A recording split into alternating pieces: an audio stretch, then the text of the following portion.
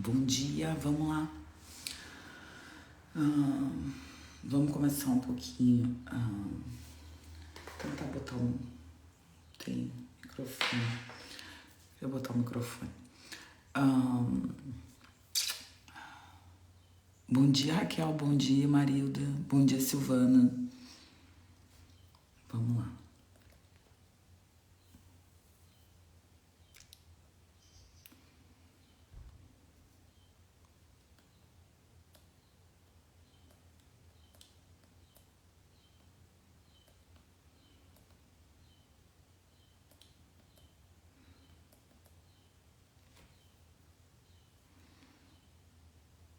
Raquel, tudo bem? Bom, então hoje a gente vai falar um pouquinho sobre epilepsia, que é um assunto que muita gente pergunta e que muita gente tem dúvida e que muita gente não consegue entender a causa. Vocês estão me ouvindo bem, gurias?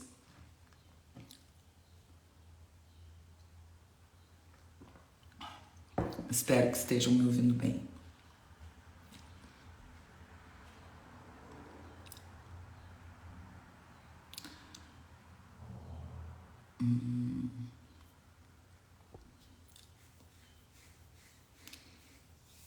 Vamos botar aqui.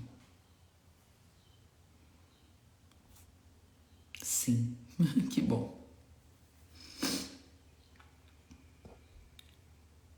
Tá bem, que bom. Então vamos lá. Então, assim, vou falar um pouquinho de epilepsia para a gente entender um pouquinho o que a gente tem que pensar quando a gente encontra um paciente. É muito comum, né? Pessoas que têm familiares ou que têm filhos ou que tiveram algum episódio de epilepsia. Então, o que eu acho importante? Que primeiro a gente saiba que existem diferenças entre aquela criança que convulsiona porque tá com febre, porque ela é bebê, porque acabou aumentando ali a temperatura e o limiar convulsivo acaba diminuindo e essa criança acaba fazendo uma crise convulsiva. Isso é diferente do que a gente vai falar agora. O que a gente vai falar agora são epilepsias, que é uma doença, na verdade, caracterizada por crises convulsivas. Então, esse paciente ele tem crises convulsivas no decorrer da vida. Muitas vezes isso acontece na infância, né, quando essa pessoa, essa criança está em desenvolvimento, e muitas vezes acontece na idade adulta. E eu vou contar uma coisa para vocês. Cada vez mais eu vejo mais gente desenvolvendo epilepsia na idade adulta. Cada vez mais. Então, o que eu acho importante? Que as pessoas entendam que toda epilepsia ela tem uma causa. Ela não é de cunho genético.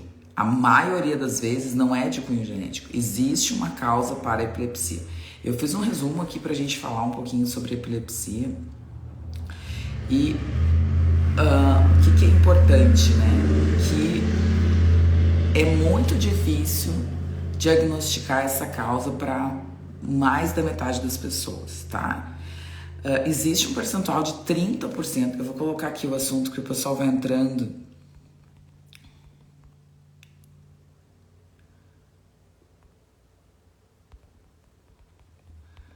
Bom dia, tem um monte de gente entrando. Eu vou fixar aqui o assunto. Acho que é isso. Beth, vamos botar aqui. Se vocês tiverem alguma dúvida, alguma pergunta, deixa aqui na caixinha, tá? Que aí eu consigo responder. Bom, então o que é importante? Que a gente, na verdade, é importante tentar entender ou tentar detectar. Bom dia, Fabiano. Essa causa dessa epilepsia que, na verdade, muitas vezes a gente não tem como diagnosticar. Uma coisa importante que a gente tem que entender que uma das causas de epilepsia é infecção. Então, muitos pacientes desenvolvem epilepsia por quadros infecciosos. E esse quadro infeccioso, muitas vezes ele é infeccioso e ele é infeccioso por não só uma bactéria, mas também por parasitas. Então, uma das coisas que a gente vai tratar nesse paciente é investigar se esse paciente tem alguma alguma infestação por parasitas e tratar esse paciente para um protocolo de desvermifugação. É importante que a gente faça isso por quê? Porque é uma das principais causas e muito pouco se fala sobre isso. Por quê? Porque, imagina, toda a questão parasitária é uma questão de terceiro mundo, né? As pessoas não associam a questão parasitária a países em mais desenvolvimento ou a questão de pessoas mais com baixa renda. E hoje a gente sabe que não, que as pessoas estão sim infestadas, elas estão sim com a presença de muitos parasitas. E isso é uma das causas sim pode ser uma das causas sim da epilepsia no adulto.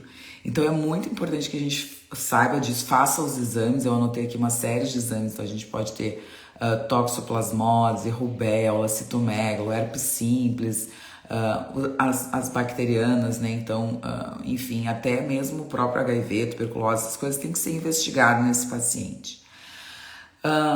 Então, 30% é por predisposição genética, mas às vezes alguma mutação pode acontecer e essa pessoa não tem uma história genética na família. Mas isso é mais difícil da gente detectar, mais difícil da gente diagnosticar e mais difícil também da gente associar com alguma coisa. O que a gente tem que fazer é tentar as causas que são, vamos dizer assim, tratáveis, tratar essas causas em relação à epilepsia. O que é importante a gente entender? Que muitas vezes, né, a gente pode ter sim anticorpos contra o cérebro, contra o sistema nervoso central. Isso é uma coisa que pouco se fala, né, mas pode existir uma epilepsia autoimune. Então essa talvez seja uma parte muito interessante da live, que quem está assistindo, enfim, vai compartilhar depois. Essa live vai ficar salva, vai ficar no meu canal do YouTube. Mas essa questão da epilepsia autoimune, ela é muito, muito, muito, muito pouco falada. Então, é importante saber que todo o processo, e aí vale para todas as perguntas. Eu recebi uma pergunta aqui, esclerodermia, filha de uma amiga, dá para tratar na integrativa? Esclerodermia é uma doença autoimune. Tá? É uma doença autoimune, ela pode ter na verdade uma síndrome que a gente chama de síndrome CREST, né? Que é uma síndrome mais grave, mais evoluída, vamos dizer assim, da esclerodermia. A esclerodermia é uma doença de pele, mas que pode evoluir com sintomas sistêmicos. Então, por isso que a gente chama de síndrome CREST. Bom, o que eu acho importante? Que tanto a esclerodermia quanto uma esclerose múltipla, quanto uma psoríase, quanto uma alopécia fibrosante, quanto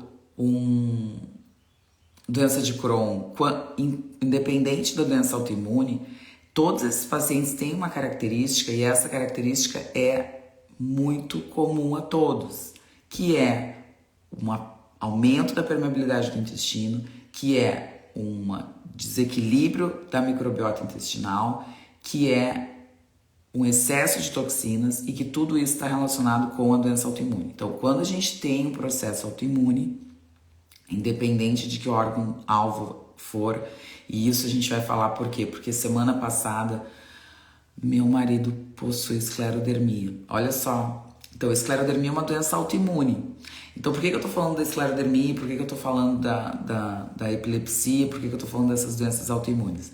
Porque a esclerodermia, ela é uma doença autoimune e a epilepsia pode ser uma doença autoimune também. Então, a gente pode detectar no cérebro desses pacientes autoanticorpos contra o próprio cérebro, porque isso é o que caracteriza a doença autoimune.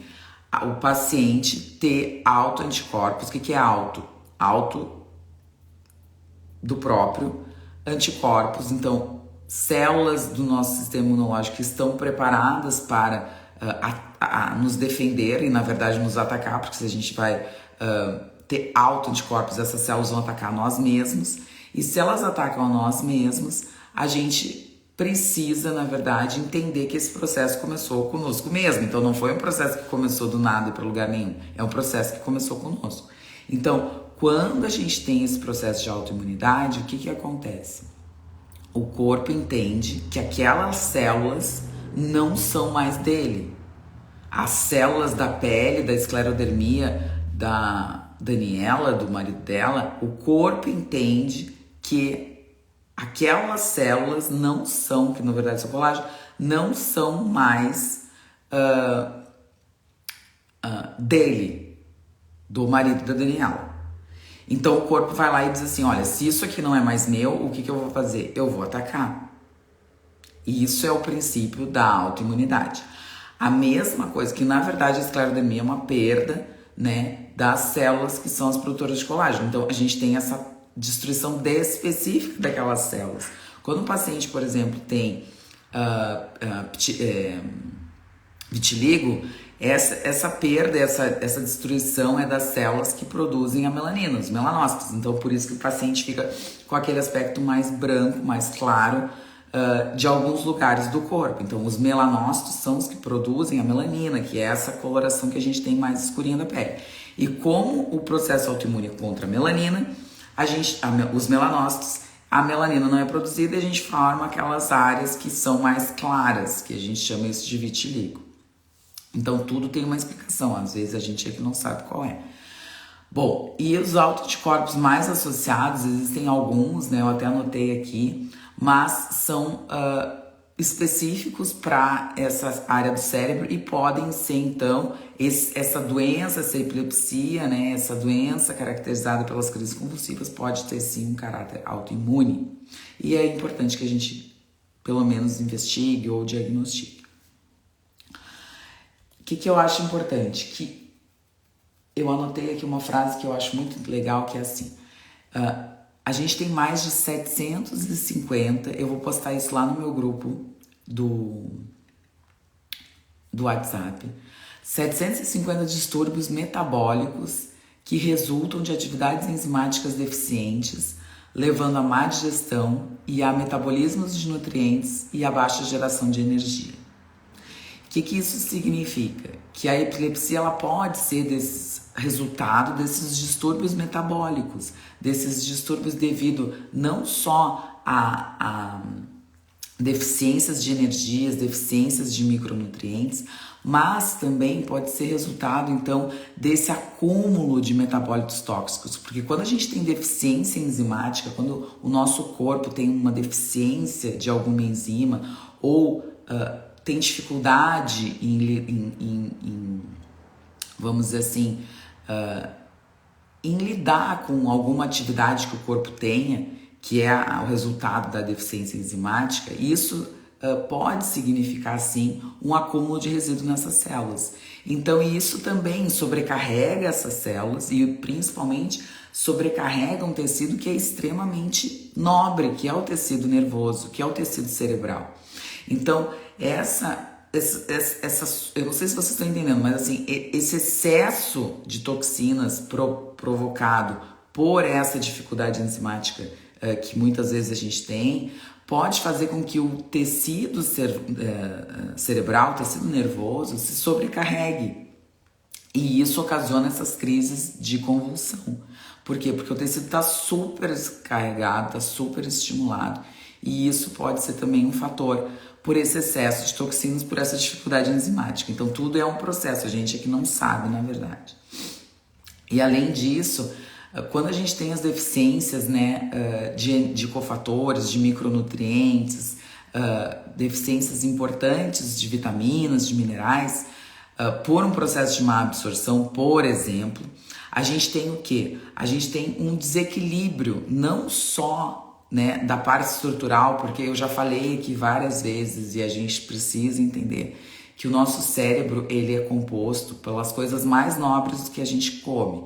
Então, tudo que é mais nobre que a gente come, ele vai para o cérebro. Então, é importante que a gente tenha gorduras boas na dieta, do tipo ômega, do tipo gorduras naturais, né? Então, assim, a ingesta da carne, a ingesta de ovos, a ingesta de abacate, coco, então as gorduras dos azeites de oliva, né? Essas gorduras boas são muito importantes também para o funcionamento cerebral, porque as nossas células do sistema nervoso central, as nossas células no nosso cérebro, elas são compostas por colesterol. Elas são compostas por gordura e a gente precisa por essas duas coisas. Então a gente precisa comer isso para que essa renovação, para que essa, vamos dizer assim, para que essa célula continue num funcionamento bom, num funcionamento adequado dela. O que eu acho importante? Que a gente entenda que além disso, que além dessa questão então de má funcionamento da estrutura cerebral, também uma relação de má formação de neurotransmissores, tanto inibitórios quanto excitatórios. Então, muitas vezes, o que acontece? Esse paciente tem essa atividade excitatória do sistema nervoso central, que é a convulsão, por esse desequilíbrio entre os neurotransmissores de excitação e de inibição. Então, olha que complexo, olha como tudo começa no intestino. Então, a gente tem, na verdade não começa tudo no intestino, mas o intestino contribui muito para isso que eu estou falando. Então, assim, a gente tem um quadro de epilepsia. Bom dia, Zivani, tudo bem? Vou fazer um resumo da live até agora. O que é importante a gente saber? Que pacientes que têm epilepsia, principalmente depois na fase adulta, crianças também, mas principalmente a gente está falando dos adultos, porque cada vez eu vejo mais gente com crise convulsiva. O que a gente precisa tratar dentro da integrativa? A gente precisa saber se isso pode ser genético ou não. A grande maioria das vezes não é genético. Segundo, saber se é um processo autoimune ou não. A gente pode detectar os anticorpos contra o cérebro desse paciente, e aí o intestino entra também. Terceiro, tratar as infecções. Então esse paciente precisa ser tratado, esse paciente é um paciente que precisa ser tratado e investigado de infecções. Tratar isso, desvermifugar esse paciente, às vezes é muito importante para auxiliar no processo. E entender que, bom dia, eu tenho epilepsia, tenho 58 anos. Essa live é para ti, Eduardo. Bom dia. Então, que existem mais de 750 distúrbios metabólicos e que esses distúrbios metabólicos, eles estão correlacionados com isso, com essa atividade do cérebro. Então, se você tem um distúrbio metabólico que pode estar relacionado a uma baixa absorção no seu intestino, o que vai acontecer? Isso vai acarretar um excesso de toxinas, a gente tem exames para ver isso. Um excesso de toxinas no seu corpo, que faz com que o seu cérebro trabalhe numa capacidade que ele não deve estar acostumado a trabalhar, vai super estimular esse cérebro. Além disso, o que é importante a gente saber? Que esse acúmulo de resíduos pode também ser a nível celular do cérebro, então isso também vai provocar um desequilíbrio nesse cérebro. Além disso, esse paciente pode ter uma dificuldade na formação dos neurotransmissores, que são não só excitatórios, mas também são inibitórios. Então esse desequilíbrio, esse desbalanço entre a formação dos neurotransmissores, ela é presente nesse tipo de paciente. E eu acho que as coisas mais importantes que a gente realmente tem que entender é que essas deficiências de micronutrientes por esse mau processo absortivo e que essas dificuldades nesses distúrbios de metabolismo também se associam com dificuldades em relação à absorção desses nutrientes, tudo se junta no mesmo bolo e, consequentemente, isso são várias e múltiplas causas para que a gente consiga tratar esse paciente. Então, todo paciente que tem epilepsia, ele precisa ser visto por um médico que consiga ter essa visão e, principalmente, ele precisa repor os micronutrientes que estão faltando e investigar como que está essa barreira intestinal, como que está esse processo absortivo e, principalmente, como que está esse processo metabólico. Por quê? Esse paciente é um paciente que precisa verificar o metabolismo dele. Esse paciente, existe um exame que se chama DUT test, que é, na verdade, a pesquisa dos ácidos orgânicos na urina, não nas fezes. Eu não estou falando de cocô agora, estou falando de urina. E essa pesquisa dos ácidos orgânicos urinários, ela é muito bacana, muito importante para esses pacientes que têm epilepsia. Por quê? Porque a partir dali a gente consegue ver como é que está o metabolismo desse paciente e consegue tratar especificamente qual é o distúrbio metabólico. Então, o distúrbio metabólico é com carboidrato, o distúrbio metabólico é com ácido fólico, o distúrbio metabólico é com gordura. Tratar especificamente e fazer com que esse paciente diminua as crises, ou não tenha crise, ou diminua a dose do anticonvulsivante. Por quê? Esses anticonvulsivantes usados pelos pacientes com epilepsia, muitas vezes são terapias duplas, muitas vezes são terapias triplas. Por quê? Porque existe a dificuldade no controle da crise. E a maioria das pessoas diz que a crise é genética. A crise não é genética, pessoal. A crise não é genética. Crise de epilepsia, na grande maioria das vezes, não é genética. Mais de 70% dos pacientes não têm epilepsia de cunho genético. Se não tem epilepsia de cunho genético, a gente fala em medicina que é idiopática. Idiopática é quando o médico não tem a capacidade de diagnosticar a causa, ele não sabe. Se é idiopática, a gente tem que, através da medicina integrativa, ir atrás da causa. A medicina integrativa é a medicina anti-idiopática. Olha que bacana. Ela é o anti-idiopático. Tudo tem uma causa. O problema é que a gente não sabe.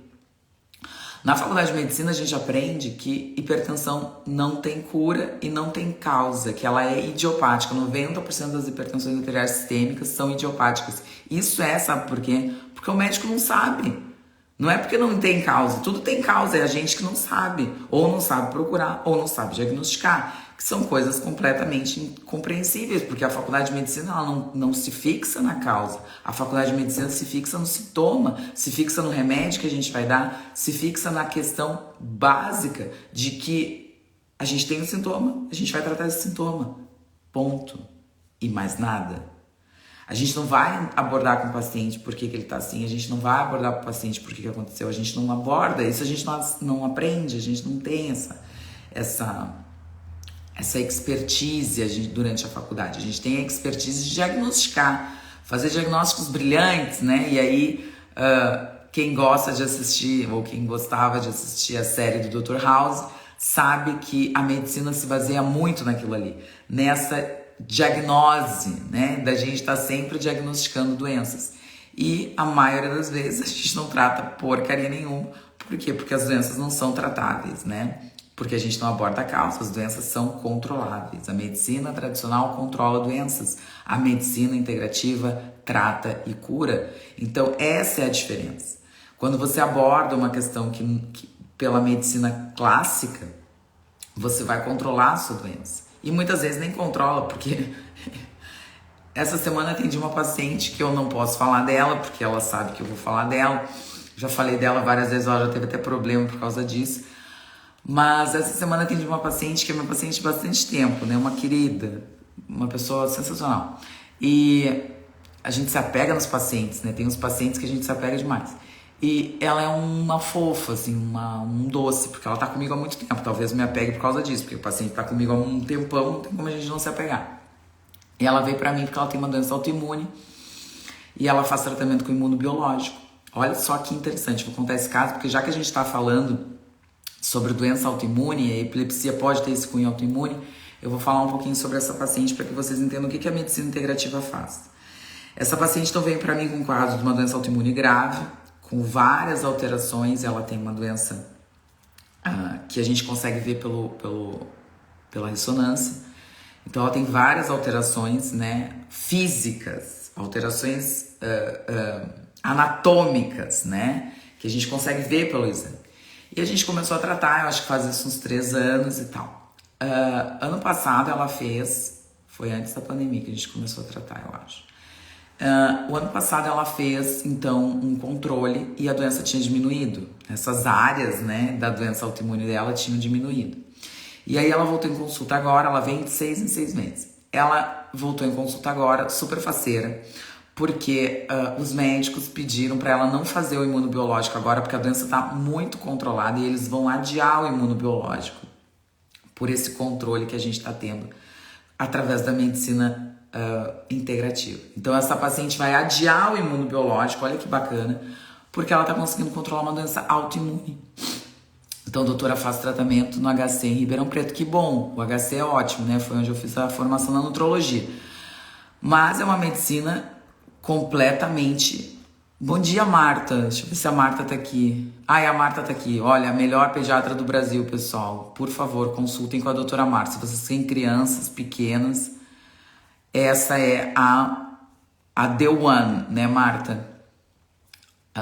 Ai, olha só, a paciente tá aqui, ela sabe que eu tô falando dela. Bom, não me xinga depois, tá? Bom, vamos lá. Então, porque essas pacientes eu sempre falo, porque elas são sensacionais, né? Então eu sempre lembro, né? A gente atende tanta gente. Bom dia, querida, bom dia.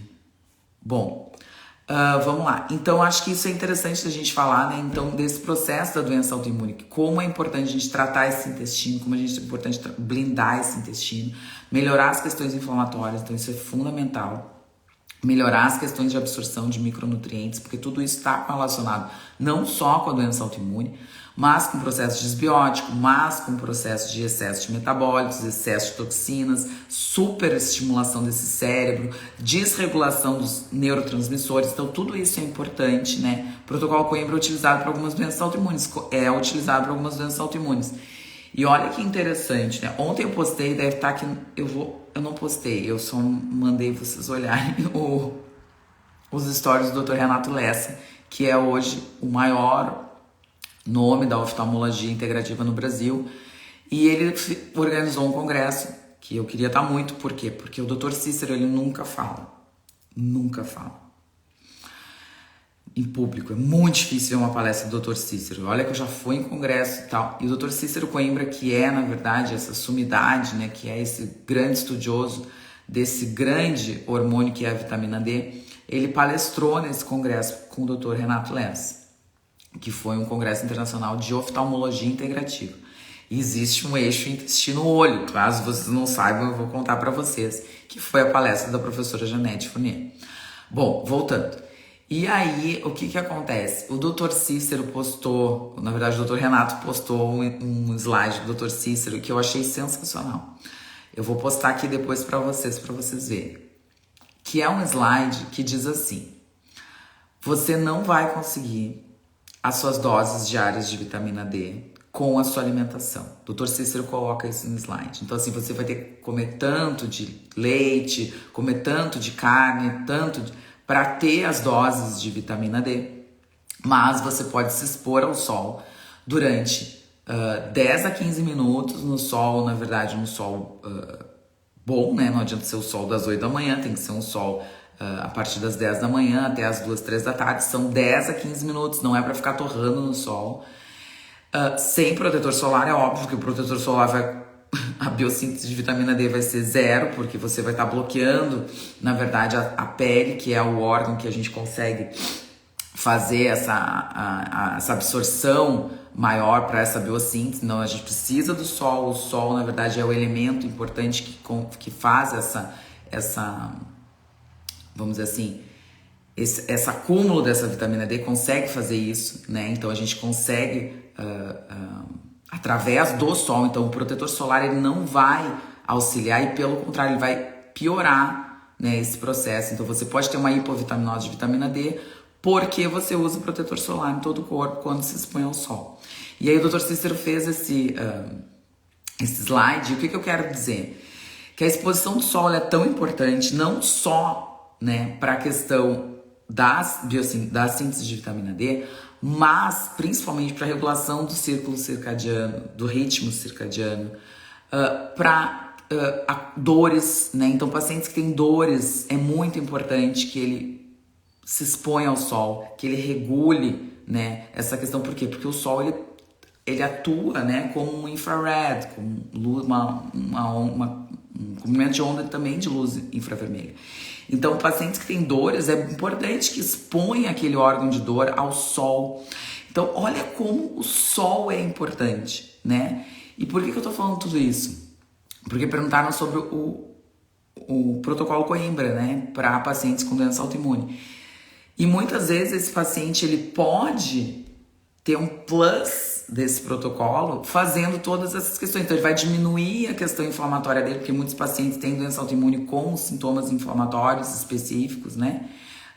Vai ao mesmo tempo provocar uma regulação bacana do ciclo circadiano, então você vai dormir melhor, vai acordar melhor, vai produzir o que tem que produzir na hora certa, todos os hormônios eles são produzidos em horas adequadas, então você vai regular esse seu ciclo circadiano para essa produção também hormonal, então você vai ter pico de GH, pico de insulina, pico de melatonina, então você vai conseguir fazer os picos hormonais nos horários certos se você tiver regulação do seu ciclo circadiano, e o sol faz parte disso, então acordar, se expor ao sol, olhar para a luz do sol, né, de noite, não usar as telas. Por que a gente fala, não usa o celular e tal? Porque o celular ele tem uma luz que é muito forte, que você muitas vezes diminui então essa questão dessa produção dessa melatonina noturna. Essa melatonina é fundamental, e a melatonina só é produzida quando a gente diminui a quantidade de luz que entra na nossa retina. Olha, a gente falando do olho de novo. Então é importante a gente saber e a gente entender que o sol ele é fundamental, as pessoas não podem fugir do sol. Eu vejo muita gente integrativa, muita gente não, mas eu tenho uma pessoa que se diz integrativa, que eu vejo muito, que é uma médica, que é dermatologista, e que ela diz que ela entra na água da praia, ela mora na praia, tipo com uma burca. Então, assim, essas pessoas, elas não conseguem entender o que é medicina integrativa. Elas querem, e isso já é ótimo, mas elas não têm essa condição desse entendimento. O que o sol faz? Por que a gente está nesse processo de heliofobia, né? Porque tem várias coisas por trás, não é o sol, coitado do sol, eu tenho até pena de Deus e do sol, porque as pessoas falam tão mal do sol, e o sol é sensacional, o sol é fundamental. O sol é vida, as plantas, os animais, eles precisam do sol, né? Vocês veem aqueles vídeos, eu adoro vídeo de cachorro e de gato, quem me conhece sabe. Vocês veem aqueles vídeos dos cachorros e dos gatos expostos ao sol. Veja, quando tá no inverno, ainda mais lá no Rio Grande do Sul, que é super frio, né? A Marta que tá em Curitiba, quando fica super frio, os bichos vão sempre pra resga, para o lugar onde tem um solzinho, onde entra um solzinho na casa. Porque o sol é vida, o sol melhora da imunidade, o sol é melhora do ritmo circadiano, o sol é melhora dos processos inflamatórios, dos estresses. O sol é vida, então quem não pega sol não pode pensar que vai curar alguma doença autoimune, que vai melhorar da sua inflamação, não pode pensar. O sol é fundamental nesse processo. Me perdi já da epilepsia que eu tava falando, vocês viram isso? Deixa eu ver o que entrou aqui. Entrou uma pergunta. Não é da relação da... E as sociedades médicas retiraram banho de sol até das crianças. É um absurdo, né? Eu nem falo mais nada.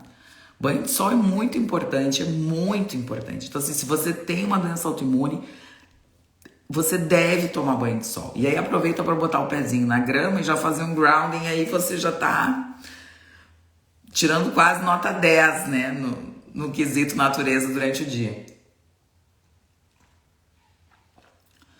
Então, o que eu acho importante, só pra gente complementar, eu anotei várias coisas sobre epilepsia e a alergia ao sol.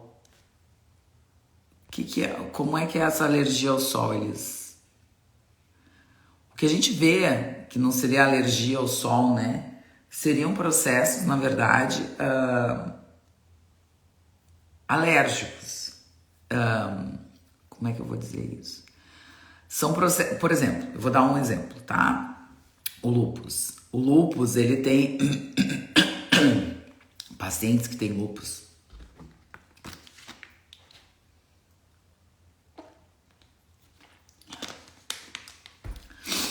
Pacientes que têm lúpus, quando expostos ao sol, eles formam uma mancha aqui no rosto.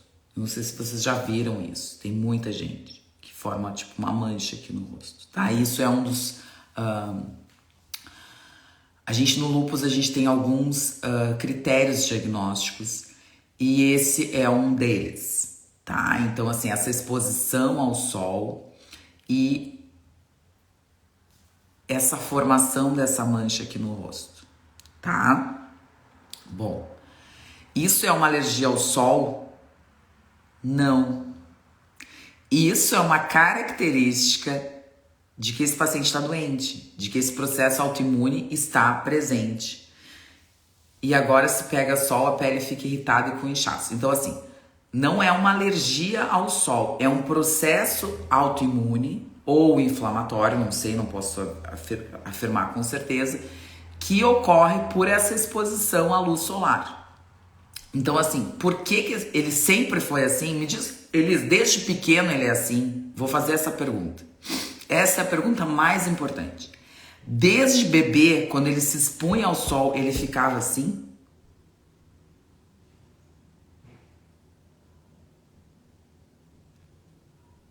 Não. Pronto. É isso. Isso é medicina integrativa. Então, assim, ele não ficava assim. Ok? Ele não ficava. Se ele não ficava assim, ele adquiriu essa condição. Essa condição, ela é inflamatória ou autoimune. Esse corpo reage dessa forma, pois aconteceu alguma coisa que desequilibrou o sistema. E ele agora, depois de um tempo, desenvolveu essa intolerância à exposição solar. O que ele precisa fazer? Ele precisa investigar e tratar. E ele vai curar isso aí, porque não é dele. Ele não nasceu com isso. Tá aqui a Marta, que é pediatra, a maior pediatra integrativa aqui do Brasil, para falar que ele não nasceu com isso. Não é hereditário, não é genético. Esse paciente não tem características genéticas nem hereditárias. Ele não nasceu com isso. Ok? Então, se ele não nasceu com isso, e na família, pelo menos, não está dizendo nada disso, ele tem um processo que precisa ser tratado. Precisa ser investigado esse intestino, precisa ser investigados os marcadores inflamatórios, precisa ser investigado a absorção, a nutrição, precisa ser investigado o metabolismo, precisa ser investigado o estresse oxidativo, precisa ser investigado, esse paciente precisa ser investigado. Meu filho... meu filho, olha o que a Daniela falou. Inclusive tem epilepsia. Pessoal, tudo se junta, pessoal. É a gente que não sabe fazer isso. Então, por que ele tem epilepsia? Olha só, e ele tem epilepsia desde pequeno? Vamos lá de novo. Olha a pergunta, Elis. Eu já vou falar sobre o teu caso, Daniela. Por que ele tem epilepsia? Por que ele tem epilepsia? Desde pequeno?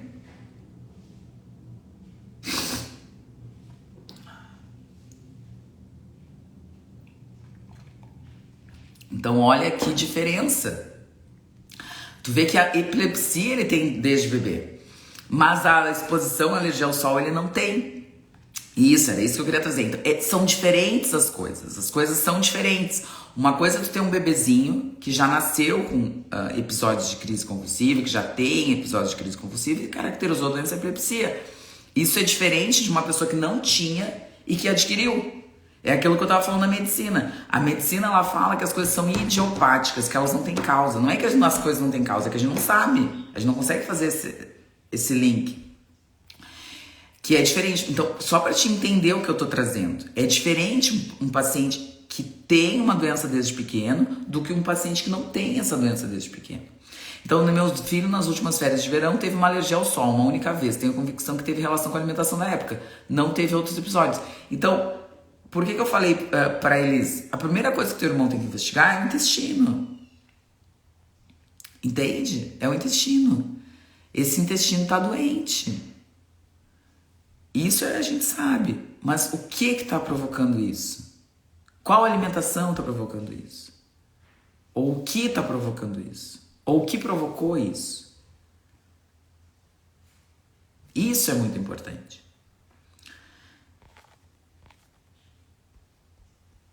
Deixa eu terminar aqui para falar um pouquinho sobre epilepsia. Eu anotei bastante coisa. Então, eu acho que assim, essa questão da atividade autoimune do sistema nervoso central é importante que a gente faça detecção. Existem exames. Aqui nos Estados Unidos existem exames para a gente ver todo esse painel autoimune, né? De autoanticorpos, enfim. Não só para detecção, mas também para monitorar tratamento. Então, muitas vezes, o que a gente faz? A gente pede esses exames e monitora o tratamento. através dos autoanticorpos, que é o que a gente faz com o Hashimoto, por exemplo, que é o que a gente faz com a doença celíaca, que é o que a gente faz com outras doenças, a monitorização dos autoanticorpos. Então, o paciente que tem tireoidite Hashimoto chega com autoanticorpos super elevados, né, os valores super elevados, a gente monitora essa doença e a evolução da doença através dos autoanticorpos. A mesma coisa no cérebro, a gente pode fazer isso porque existem autoanticorpos específicos para epilepsia e a gente consegue monitorar isso. Aqui nos Estados Unidos a gente tem. Outra coisa que eu anotei aqui que eu acho super importante é que assim,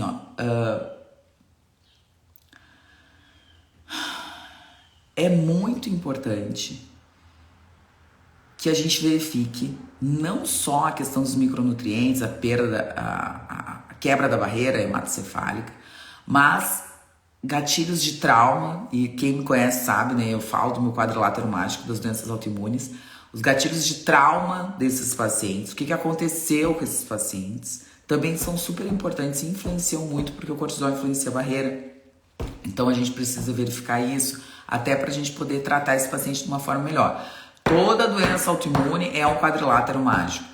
Excesso de toxinas, aumento da permeabilidade intestinal, desbalanço da microbiota intestinal e traumas menores ou maiores. Quem me conhece sabe, eu sempre falo isso aqui.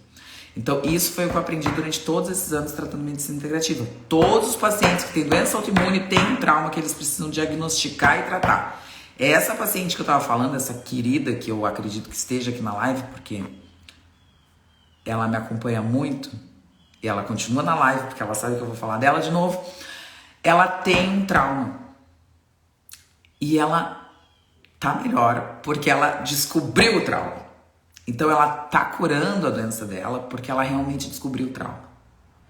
Quando você descobre o trauma, isso é libertador. Porque você consegue lidar com aqueles processos emocionais que muitas vezes a maioria dos pacientes não consegue. Se você não descobrir qual o trauma, se você não diagnosticar esse trauma, se você não olhar para dentro de você com um olhar carinhoso, com um olhar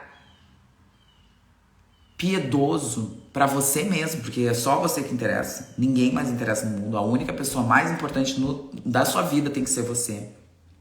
Se você olhar com esse olhar carinhoso para você mesmo, as coisas começam a melhorar. O que eu vejo é que muitas pessoas têm doença autoimune e elas não conseguem diagnosticar o que aconteceu em relação a esse trauma. E todas têm um trauma envolvido. Todas! 100% das pessoas têm um trauma envolvido. 100%. Ah, é genético. Não. Bom, falei dos testes, da dosagem do Dutch Test, dos ácidos orgânicos, que é super importante, então, para deficiências, para desequilíbrios, para exposição a toxinas. O Dutch Test é a coisa talvez mais importante para os pacientes com epilepsia. A gente verificar todos os micronutrientes, anotei isso aqui, acho que é bem interessante. Então, assim, não só verificar vitaminas, né, mas também verificar minerais, então cálcio é bem importante. E o que eu acho importante? Que a gente fale sobre o tratamento não convencional, né? O tratamento que a gente considera de medicina integrativa. Então, qual é o tratamento da medicina integrativa para a epilepsia? Primeiro, a dieta, né? Eu acho que isso é muito importante, né? E aí a gente usa, por exemplo, né, um percentual um pouquinho mais de gordura, esse paciente pode se beneficiar. Só que se esse paciente não metaboliza bem gordura, vai ser um tiro no pé fazer uma dieta, não só uma Atkins modificada, não só uma low carb, não só uma cetogênica, vai ser um tiro no pé. Esse paciente vai aumentar a quantidade de toxinas e isso pode até piorar o processo epilético, o processo da epilepsia. O que eu acho importante? Que a gente entenda que antes de fazer a dieta para esse paciente, eu já vou ler essa frase. Antes da gente fazer essa dieta para esse paciente, a gente precisa investigar esse intestino. Então, nem todo paciente responde bem à dieta cetogênica. Por quê? Porque a grande maioria tem dificuldade na metabolização e na absorção de gorduras e de proteínas. Então, é importante tratar. Uma coisa que os suplementos que eu coloquei aqui, tá? Então, para você que tem epilepsia, para você que tem alguém que conhece que tem epilepsia, três top vamos botar assim, três top 3 para epilepsia. O ômega, então o óleo de peixe é bem importante, e aí a gente fazer uma suplementação bem bacana, né? No mínimo 1000 miligramas por dia, né? É muito importante, os pacientes precisam de gorduras boas. Lembra que eu falei, a parte estrutural do cérebro ela é fundamental, que a gente tem ingestos de gorduras boas. Então o ômega, o óleo de peixe, ele é fundamental para esse tipo de paciente. O segundo, o magnésio. Então esses pacientes precisam fazer reposição de magnésio. E o magnésio ajuda muito no limiar, então assim, em aumentar o limiar convulsivo. Então esses pacientes podem ter menos crises quando eles têm a ingesta do magnésio, e aí a suplementação entra como uma luva. A suplementação do magnésio sempre por peso, né? Então acho que é importante a gente sempre lembrar que é importante fazer um cálculo para peso, então isso a gente faz no consultório. Muito difícil encontrar um ômega bom. Fabiola, o ômega da Vitafor, ele é muito bom, tá? Eu tenho pacientes que usam o ômega da Vitafor, que vou falar um segredo, tá? Então assim, quando a gente tem pacientes que têm depressão, ansiedade, transtorno de déficit de atenção e hiperatividade, sintomas neurológicos e muitas vezes psiquiátricos, a gente vê mais diferença quando a gente usa o ômega, tá? Então assim, se a gente usa o ômega, a gente consegue ver a diferença nesses pacientes, tá? Existe um teste que a Essential tem, e alguns laboratórios têm, que é a relação ômega 3 ômega 6. É bem interessante, se você quiser fazer um teste bem interessante, tá? Peça para o seu médico integrativo. Teste muito legal, que vai ver a proporção que você tem entre o ômega 3 e o ômega 6, e aí você vai repor, vai suplementar às vezes uma dose maior, ou vai evitar o ômega 6, enfim, aí conversa com o seu médico. Mas voltando. E nesses pacientes, Fabiola, que a gente trata, que tem indicação e que a gente trata com altas doses de ômega, dependendo do ômega que ele usa, a gente vê mais resultado ou menos. E o ômega da Vitafor é um ômega muito bom, de um custo-benefício muito bom. O da Essential é um ômega muito bom. Eu tô usando um ômega da Essential, que é um ômega novo. Vocês querem ver? Eu vou pegar ali. Se vocês querem ver, eu vou pegar. Sobre a epilepsia dele, depois de um adulto. Eu vou pegar o ômega para mostrar, só um pouquinho.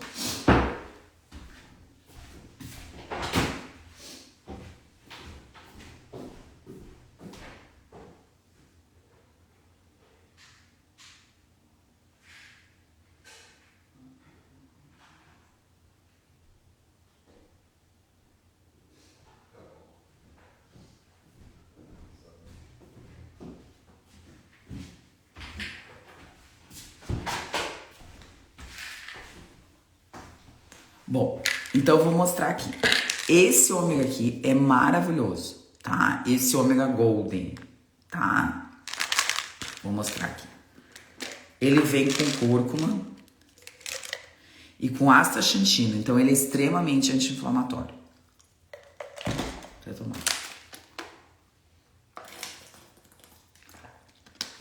Ele é muito, muito bom, tá? E essa marca aqui, nos Estados Unidos, é a marca que eu mais gosto, tá? Eu acho muito bom. Se eu tô com qualquer coisa, eu tomo isso aqui, ó. Tá? Ele veio umas cápsulas também. Ó, gelatinosas. Então, assim, isso aqui são extremamente da minha confiança e que a gente vê muita diferença. Então, assim, cúrcuma, por exemplo, vou dar um exemplo da cúrcuma, tá? Se você tá com uma dor de cabeça, se você tá com uma dor no pé, se você tá com uma dor no braço, se você bateu, tá com alguma coisa, você vai tomar cúrcuma e vai passar. Cúrcuma boa. Se você tomou a cúrcuma e não passou, ou é uma coisa muito séria e você precisa ir no hospital procurar um médico, ou provavelmente não é uma cúrcuma de qualidade. O ômega é a mesma coisa, a gente tem como verificar isso. O magnésio é a mesma coisa, a gente tem como verificar isso. Você tomou uma dose boa de magnésio para dormir, não relaxou, não conseguiu relaxar, bom, ou você está muito, muito doente, ou o magnésio não é de qualidade. Então, eu consigo perceber isso, por quê? Porque eu vejo tomar uma cúrcuma, tomar um ômega, tomar um magnésio, um ácido fólico.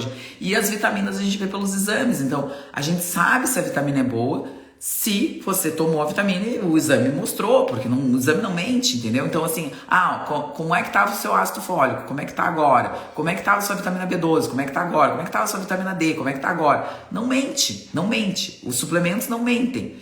Então, o ômega bom, no Brasil, o ômega da Vitafora é muito bom e o da Essential Nutrition é muito, muito bom. Existe uma marca que chama Doctors First, que eu usei muito tempo o magnésio deles e é muito, muito bom. Eu não sei se continua muito, muito bom, porque faz muito tempo que eu não uso. Logo quando lançaram o Doctors First, eu comecei a usar, porque eu ganhei em algum congresso, alguma coisa, não me lembro. E usei mais uma ou duas vezes e é uma marca muito boa. O magnésio deles, eles têm um trimagnésio, eu acho, uma coisa assim, que é um magnésio muito bom, de muita qualidade. Então, existem no Brasil marcas boas. Eu não tô falando que farmácia de manipulação não é uma marca boa, mas o ômega, como ele tem a questão da oxidação, como o ômega ele precisa de uma manipulação diferente, não compre ômega de farmácia de manipulação. Você está jogando dinheiro fora. Não compre ômega de farmácia de manipulação. Ômega é um suplemento para você comprar pronto. Pronto. Você precisa comprar ômega pronto. Não compre ômega de farmácia de manipulação.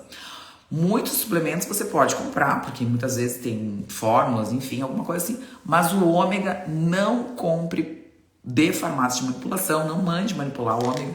O ômega sempre é pronto. Tá bem? Bom, e essa marca aqui nos Estados Unidos que eu adoro, o custo-benefício dela é ótimo, maravilhoso, o magnésio deles é ótimo, a cúrcuma deles é ótima, a vitamina C deles é ótima, a cápsula de alho deles é maravilhosa, o Dorless é maravilhoso. Então assim, já que eu peguei aqui, eu vou tomar, né? Óbvio.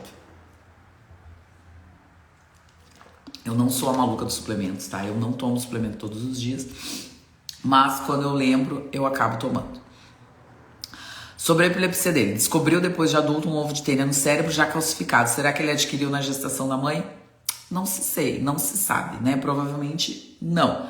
Mas, lembra que eu falei, primeira coisa da live, Elis, infecções, precisa se investigar infecções nesse paciente.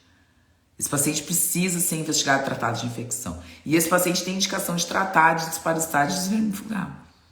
Isso é bem interessante, tá? Então, tudo que eu falei tá aqui na live. Sim, quero ver. Sim. Ele é com cúrcuma? Ele é com cúrcuma. Então, assim, ó. Não é uma dose muito alta de cúrcuma, porque são 2 cápsulas, tá? Ele tem, em 2 cápsulas, ele tem 600 miligramas de EPA e 260 de DHA. Então, ele não é tão bom para o cérebro. Para o cérebro, as doses de DHA devem ser maiores do que as doses de EPA.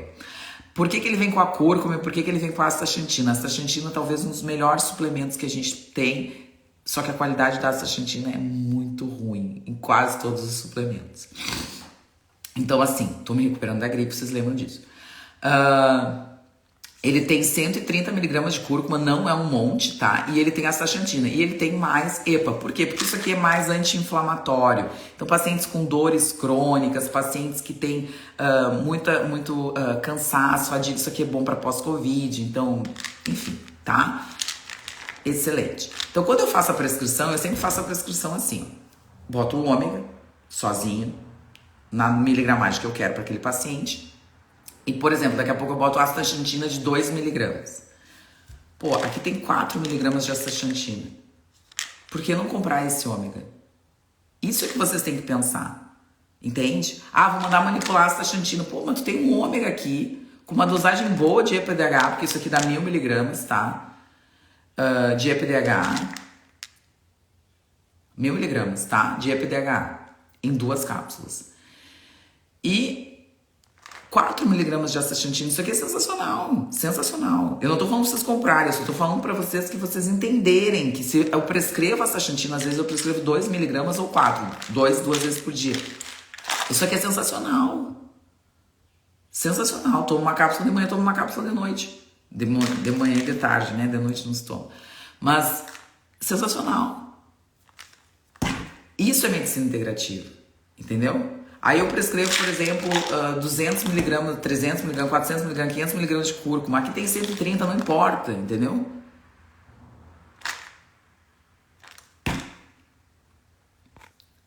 Eu uso esse também. Ah, viu? A Mônica, a Marta, maravilhosa. A Fabiana usa o ômega da Life Extension. A Life Extension é uma ótima marca, né? Eu adoro a Life Extension.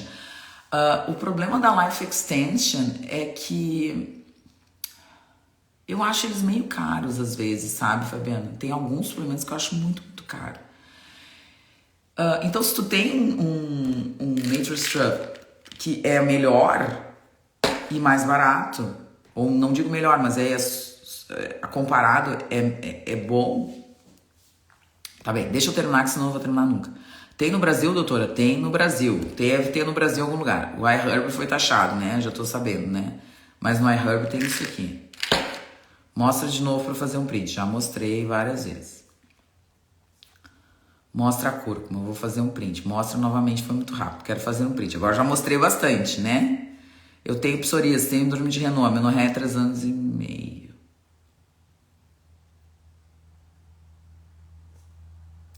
Mostra a cúrcuma, por favor. Já faço ômega 3 probióticos, própolis e vitamina D. Obrigada. De nada, meu amor. Deixa eu ver aqui. Então, marca de magnésio confiável. Falei da Doctor's First, acho bem bom, né? O magnésio da Doctor's First, acho bem, bem legal, tá? Então, se vocês usarem, me falem, por favor. Magnésio e manipulação também não gosto. Por quê? Porque eu já falei pra Essential várias vezes fazer o magnésio. Eu não sei porque que eles não fazem, tá? Porque já falei todas as vezes que alguém da Essential me visita, eu falo, vocês têm que fazer o magnésio, vocês têm que fazer o magnésio. Vocês podiam fazer o magnésio com o meu nome, né? Porque, enfim, fazer um blend de magnésio, doutora Gabriela Strade. Mas não pode, porque o Conselho Federal de Medicina proíbe. Mas magnésio eles deveriam fazer, a gente não tem. O que me indica fazer? Indico consultar, Catarina. Eu não tenho como indicar nada para um paciente aqui, ainda mais sem saber todo o caso. E tu tens bastante coisa para tratar, querida. Então, assim, psoríase, síndrome de Renault, amenorreia, 3 anos e meio. Então, um paciente com bastante coisa para tratar.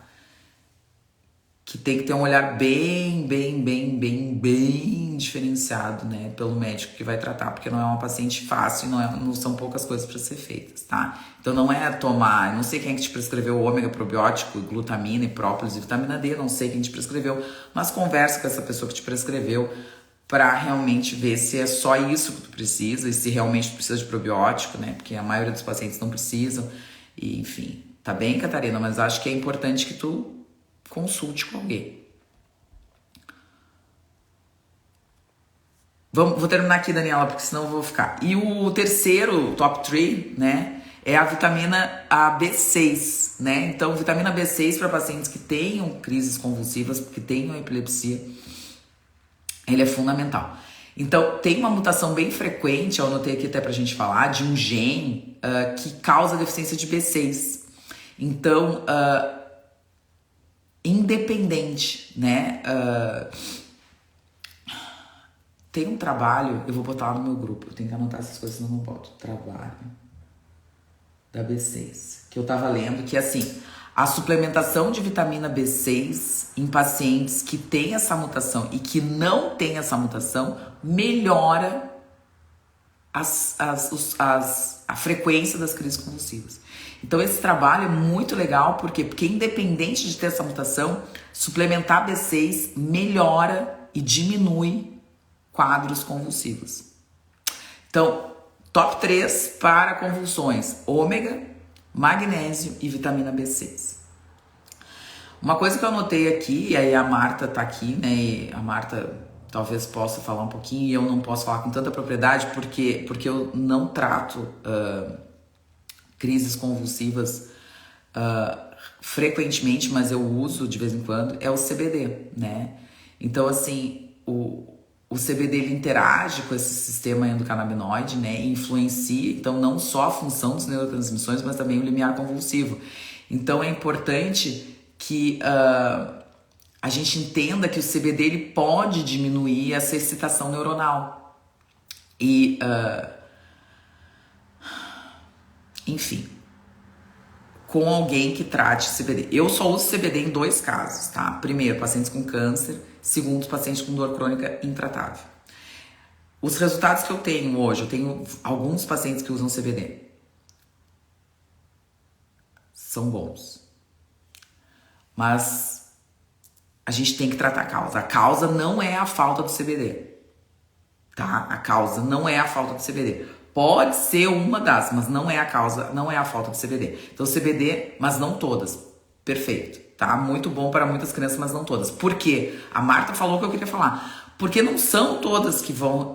não existe suplemento para todas as pessoas. Se as pessoas acham isso, não existe suplemento que seja para todas as pessoas. O CBD é a mesma coisa. Tem pacientes que ficam ótimos com o CBD. Eu vou dizer uma coisa que talvez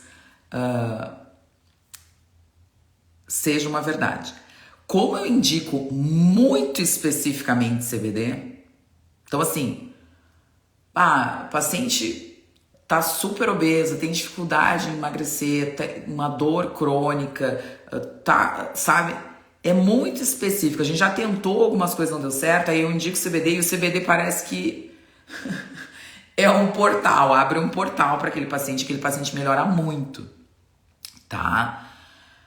Paciente com câncer, dor crônica do câncer, enfim, eles melhoram muito, mas as indicações minhas são tão restritas, eu não indico tipo para todos os pacientes, e não vou indicar, e não tenho essa pretensão nenhuma de indicar. Eu indiquei recentemente, acho que semana passada, para uma menina, e eu modifiquei toda a prescrição dela, porque ela já estava comigo há um tempo,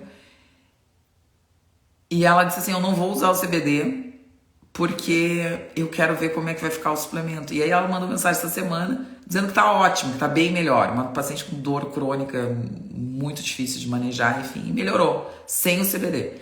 Então assim, o que seria com o CBD? Não sei, porque eu prescrevi, mas ela não quis usar, porque enfim, a gente sabe tudo que o CBD pode, a longo, médio e longo prazo, né, causar interação medicamentosa, enfim. Fiz consulta com o Dr. Santiago, da equipe do Dr. Rodrigo Ayub. Eu não sei quem é o Dr. Santiago, amor. O Santiago que eu conheço é só o cardiologista. Mas eu acho que o Santiago não seria o mais indicado para tratar. Excluir glúten parece-me fundamental para controlar a doença autoimune. Porque os pilares da doença autoimune, os 4... permeabilidade do intestino, disbiose, traumas e toxinas. A gente atua em 3 deles, com a restrição do glúten. Tá bem? É o cardiologista. Tá. Bom, enfim. Então, essa live vai ficar salva. Pois então, é exatamente isso, Mônica. Quando o paciente toma muita medicação, o CBD, por a gente não sabe, ele tem muita interação medicamentosa, isso a gente já sabe, que ele interage com muitas medicações. Então, o que acontece? O paciente já vem tomando muita coisa, por isso que a gente tem que ter muito cuidado para usar CBD. CBD não é para todo mundo, as pessoas acham que CBD é a 8ª maravilha do planeta. E pelo contrário, CBD pode ser um tiro no pé desses pacientes. Às vezes o paciente vinha super bem, vou usar o CBD. Eu vejo muito paciente com endometriose, né? O paciente com endometriose é a típica usuária que quer usar CBD. A pessoa tá tão inflamada, mas tão inflamada. E aí ela vai lá e usa o CBD, como se o CBD fosse resolver todos os problemas. Aí não melhora, às vezes piora. E aí a paciente diz, mas foi um horror. Amor, a causa não é a falta do CBD.